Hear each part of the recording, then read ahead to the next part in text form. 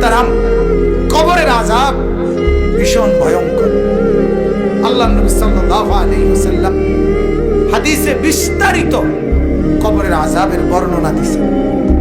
আল্লাহ তাআলা কোরআনে বলছেন, ওয়া মিন ওয়ারাইহিম বারযাখুন ইলা ইয়াউমি ইউবআসুন।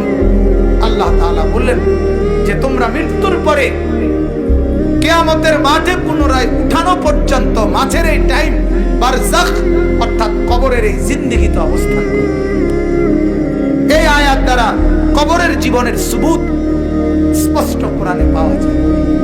নবী সাল্লাল্লাহু আলাইহি ওয়াসাল্লাম বলছেন, প্রতিদিন কবর, যার কবর যেখানে, তার কবর তাকে ডাক দিয়ে বলে, ও আল্লাহর বান্দা শোনো, আনা বাইতুদ দুদ, আমি পোকামাকড়ের ঘর। আমার বাপ শুনেন, যুবক আপনারাও শুনেন, আপনারাও শুনেন, কবর কিন্তু নির্দিষ্ট কোনো বয়সে যায় না বাপ। প্রতিদিন কোলের বাচ্চাও কবরে যায়, 90 বছরের বুড়াও কবরে যায়, 16 বছরের 20 বছরের তাকড়া জওয়ানও কবরে যায়। কবরস্থানে সব ধরনের লাশ আছে। এজন্য কবর ডেকে বলে, ও আল্লাহর বান্দা, আমি পোকামাকড়ের ঘর।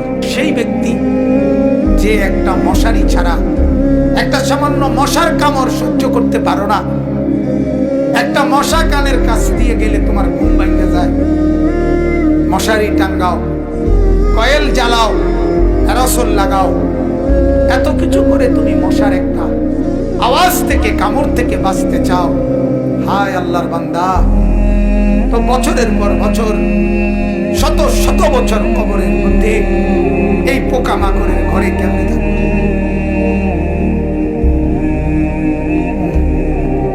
বলেন। কবর প্রতিদিন বলে, আনা বাইতুল ওয়াহদা, ও আল্লাহর বান্দা, আমি কিন্তু একাকী ঘর, একাকী ঘর, কেউরে পাবা না, কেউরে না। আমার বাপ, এই পৃথিবীতেও একাকিত্বের যন্ত্রণা বড় সাংঘাতিক।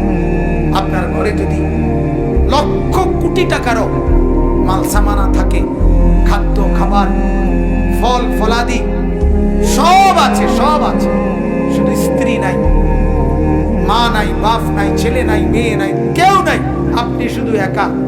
খোদার কসম, এই একাকিত্বের যন্ত্রণায় ঘরের সব কিছু না, সারা দুনিয়াটাই আপনার কাছে বিষাদ মনে হবে। মনে হবে আমার কিছুই নেই। গত বছর আপনারা অনেকে শুনছেন হয়তো, এক ভদ্রলোক, ঢাকার শিল্পপতি, কোটি কোটি টাকার মালিক, গার্মেন্টস মেল ফ্যাক্টরির মালিক, ওই ভদ্রলোক একাকিত্বের কারণে, স্ত্রী নাই, ছেলে নাই, মেয়ে নাই, বিবিও দূরে সরে গেছে, ইউরোপ থাকে, ছেলেও থাকে বাহিরে, মেয়েও থাকে বাহিরে, একটা লোক নাই ফ্যামিলিতে। শুধুমাত্র এই একাকিত্বের কারণে এরকম মোবাইলে লাইভে সারা পৃথিবীকে জানাইয়া, সবার সামনে, সারা বিশ্বের চোখের সামনে এরকম কপালের মধ্যে পিস্তল ঠেকাইয়া নিজের জীবন নিজে দিয়ে দিছে, আত্মহত্যা করছে শুধু একাকিত্বের জন্য। এজন্য কবর ডাক দিয়ে বলে, আনা বাইতুল ওয়াহদা, আমি একাকী ঘর, কাউকে পাবো না। আনা বাইতুল গুরবা, কবর বলে, ও আল্লাহর বান্দা, আমি অপরিচিত ঘর, কাউকে চিনবা না, ডানে বামে কিছুই বুঝবা না, মাটি ছাড়া আর কিছুই চিনবা না, আমি অপরিচিত ঘর। দুনিয়ার এক মানুষ আরেক মানুষের বাড়িতে গেলে মোটামুটি বুঝে, এই রুমটার সামনের রুম, প্লাস্টিকের দরজাওয়ালা, এটা বাথরুম, চুলা টুলা দেখা যায়, ওটা রান্নার ঘর, মোটামুটি মানুষ আইডিয়া করে।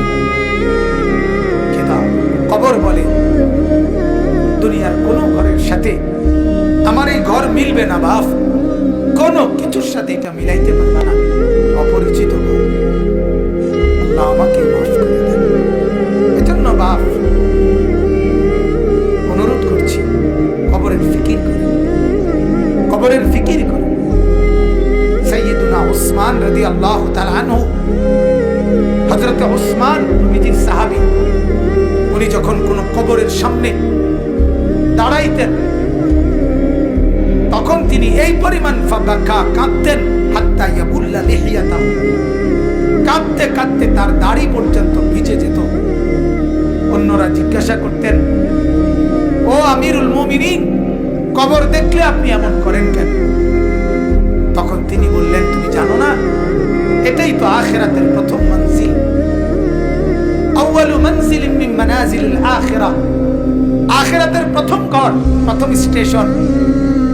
মান নাজা মিনহু, এখান থেকে যে মুক্তি পাবে সে তো বাকি সব ঘাটিতে মুক্তি পাবে। এখানে যে আটকায়া যাবে সে তো সব ঘাটিতে আটকায়া যাবে। এই জন্য কবর দেখলে আমার ভয় হয়, না জানি আমার কবরে কি হবে, না জানি। হযরত ওমর রাদিয়াল্লাহু তাআলা আনহু, হযরত ওমর আমরা কিতাবে পড়ছি, ইন্তেকালের পূর্ব মুহূর্তে ওনাকে বর্ষা ছুরি দিয়ে আঘাত করা হয়েছিল এক কাফের বেঈমানে, নামাজ অবস্থায়, ফজরের নামাজ পড়া অবস্থায়। ওনার এমন হালাত হয়েছিল, 3 দিন উনি মুখ দিয়ে কোনো খাবার দিলে এদিক দিয়ে বের হয়ে যাইত, ওষুধ পানি সবকিছু। এইভাবে ছুরি দিয়ে নাই দিছে ওনাকে 8-10টা। এরপরেও হযরত ওমর রাদিয়াল্লাহু তাআলা এই অবস্থায় মুমূর্ষ, তখন তিনি চকির মধ্যে, খাটিয়ার মধ্যে ওনাকে শোয়াইছে আর সবাই কাঁদতেছে। উনি তখন চোখের পানি ফেলে দিয়ে হযরত ওমর তার ছেলে আব্দুল্লাহকে বলছে, আব্দুল্লাহ, আমাকে তুমি চকির থেকে, খাটিয়ার থেকে মাটিতে নামাও, আমি কবরে যাব কিছুক্ষণের মধ্যে, আমারে মাটিতে নামাও, আমার গাল মাটির মধ্যে ঘষা লাগাও, খাদ্দি আলাল আরদ, আমার গাল মাটিতে রাখো, আমারে মাটিতে ফেলায় রাখো, আসা রব্বি আন ইয়ারহামানি, যেন আমার আল্লাহ একটু দয়া হয়, আল্লাহ যেন আমারে মাফ করে দেয়, যেন আল্লাহ বলতে না পারে, ওমর মরার সময়ও ঘাটে উঠতে রইছ, অহংকার করছিস, এটা যেন বলতে না পারে। এই ছিল সাহাবায়ে কেরামের ফিকির।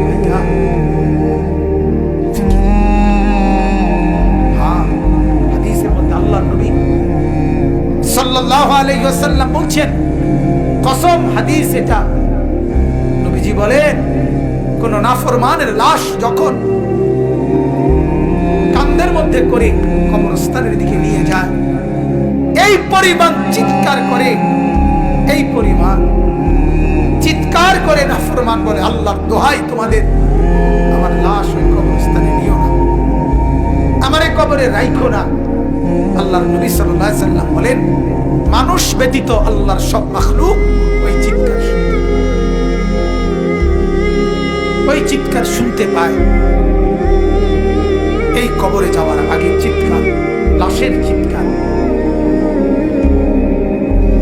আল্লাহর নবী সাল্লাল্লাহু আলাইহি ওয়াসাল্লাম বলেন, যদি ওই নাফরমানের চিৎকার তোমাদের কানে একবার শুনতা, তাহলে পৃথিবীর কোনো মানুষ কোনোদিন কারো লাশ খাটের মধ্যে কান্দে নিত না, কারণ যদি চিৎকার মারে এই ভয়ে, তাহলে রাস্তায় পড়ে থাকতো লাশ, কুকুর আর বিড়ালে খাইত। হাদিস আমার বাপ। অতএব কবরের ফিকির করুন। আল্লাহর নবী সাল্লাল্লাহু আলাইহি ওয়াসাল্লাম মৃত্যু পর্যন্ত নবীজি নিজে নিজে, আল্লাহর নবী সাল্লাল্লাহু আলাইহি ওয়াসাল্লাম 5 ওয়াক্ত নামাজের পরে নবীজি যে কয়টা জিনিস থেকে পানাহ চাইতেন, আল্লাহর কাছে মুক্তি চাইতেন, তার মধ্যে একটা হলো কবরের আযাব। আল্লাহুম্মা ইন্নী আউযু বিকা মিন আযাবিল কবর, আল্লাহ কবরের আযাব থেকে বাঁচান, ওয়া মিন ফিতনাতিল কবর, কবরের মুসিবত থেকে বাঁচান। আল্লাহর নবী সাল্লাল্লাহু আলাইহি ওয়াসাল্লাম বলেন, কোন নাফরমান যখন কবরে প্রশ্নের জবাব দিতে পারবে না, তখন আল্লাহ তাআলার পক্ষ থেকে বলা হবে, ফাআফরিশুহু মিনান নার ওয়ালবাসুহু মিনান নার ওয়াফতাহু লাহু বাবান ইলান নার। ও ফেরেশতারা, এই নাফরমানের কবরে জাহান্নামের বিছানা বিছায় দাও, জাহান্নামের পোশাক পরায় দাও, জাহান্নাম বরাবর দরজা খুলে দাও। কিয়ামত পর্যন্ত এভাবে জাহান্নামের আগুনের পোশাক আর বিছানার মধ্যেই ধাও ধাও করে চলবে।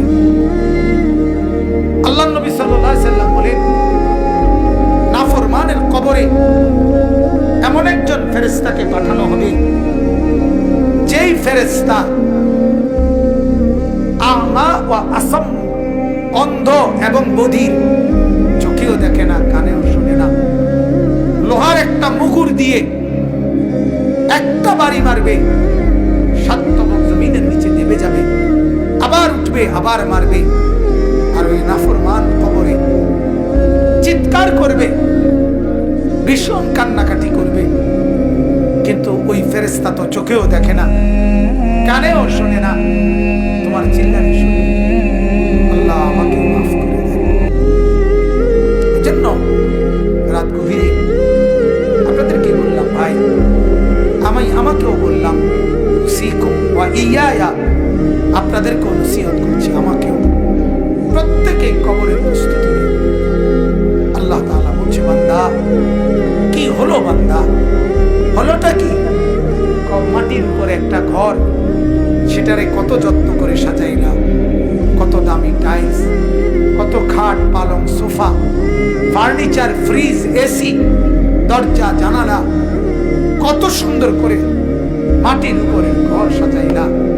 আহা বান্দা, তুমি কি জানো না মাটির নিচেও তো তোমার আরেকটা ঘর আছে, সে ঘরের নাম কবর। এটাকে সাজাইলে না কেন? ওই ঘর সাজাইলে না কেন?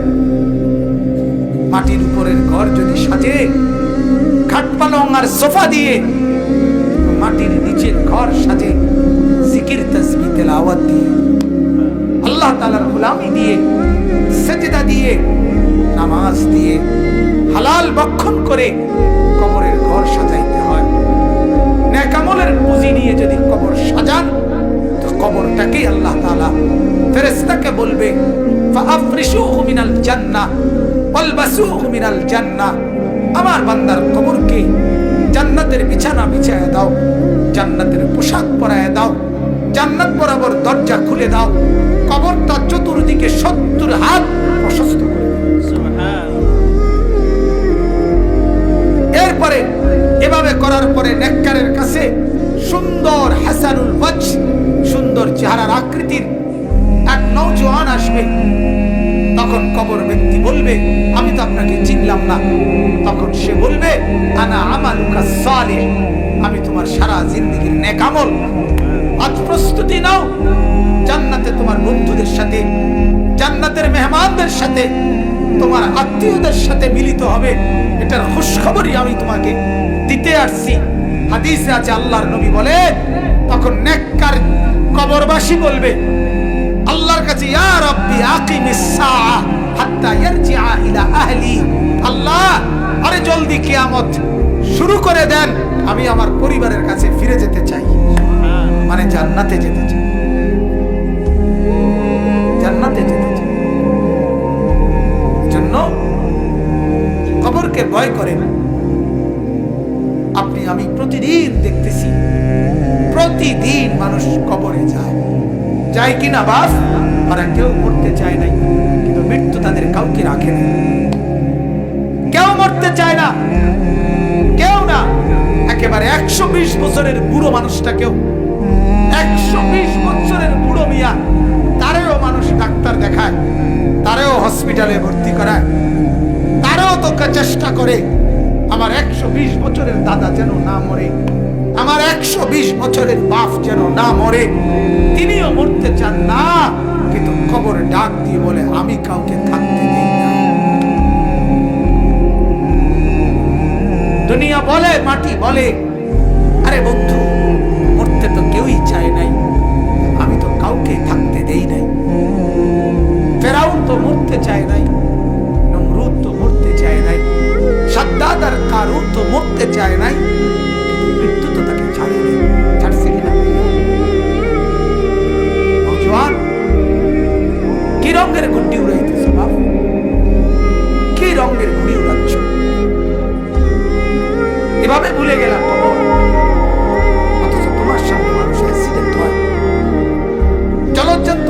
মোড়ে যায়, ওই যে রাস্তায় এখনো শুনলাম,